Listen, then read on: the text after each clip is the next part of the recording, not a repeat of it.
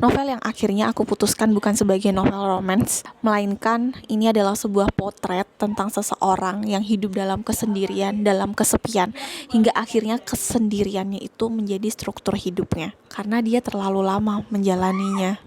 Dia tidak terkoneksi dan tidak terhubung dengan siapapun. Tokoh utama di sini yang namanya bahkan gak diungkapkan sampai akhir cerita, jadi kita sebut aja narator di novel ini. Aku bisa ngerasain kalau dia selama ini gak benar-benar hidup di dunia nyata.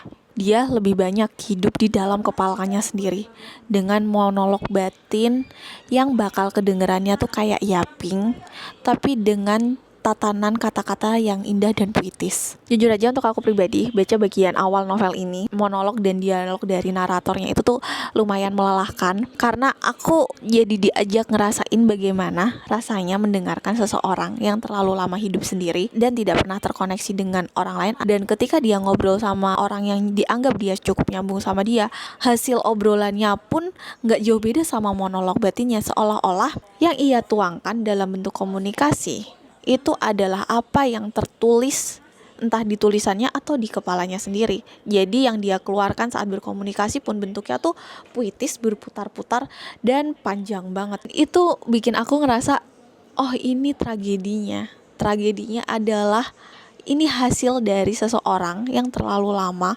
hidup dalam kepalanya sendiri. Karena itu bisa kamu bedakan ketika dia tuh komunikasi sama tokoh utama wanitanya, si Nastenka, dimana saat dia ngobrol sama Nastenka itu ngobrol dengan cara yang lebih membumi, terdengar lebih manusiawi ya buat aku pribadi, dan ada tujuan dari caranya berbicara, yaitu adalah keinginannya untuk dipahami, untuk didengar, sehingga ia bicara dengan urutan. Meskipun dua-duanya sama-sama kesepian, tapi Nastenka itu kesepian yang masih membuka ruang untuk komunikasi dalam hidupnya.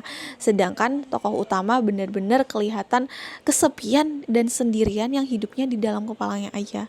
Itu adalah perbedaan kontras yang aku dapatkan di novel ini dan bikin aku miris banget sama kehidupan tokoh utamanya.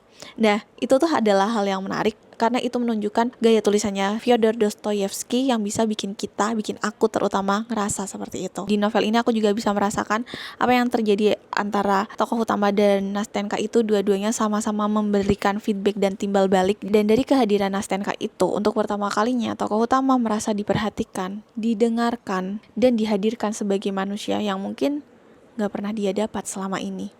Sedangkan di sisi lain, kehadiran tokoh utama untuk Nastenka juga memberikan ruang aman di sisi terendah gadis ini untuk dirinya bisa berbicara, bisa berharap, dan bisa menunggu tanpa dihakimi. Tipe cerita yang menekankan tentang kekuatan dari pertemuan meskipun tidak berujung saling memiliki, dan menunjukkan kepada kita konsekuensi hidup seringkali bentuknya memang tidak selalu menyenangkan, tapi itu menunjukkan bahwa kita hidup.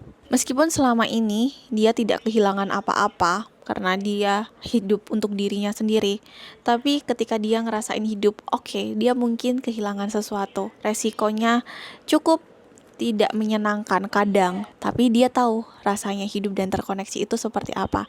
Dan itu adalah sebuah pengalaman yang mungkin dia tidak pernah dapatkan. Dan itu adalah pengalaman yang aku bisa bilang untuk tokoh utamanya mungkin semacam keajaiban gitu ya, yang lewat di hidup dia.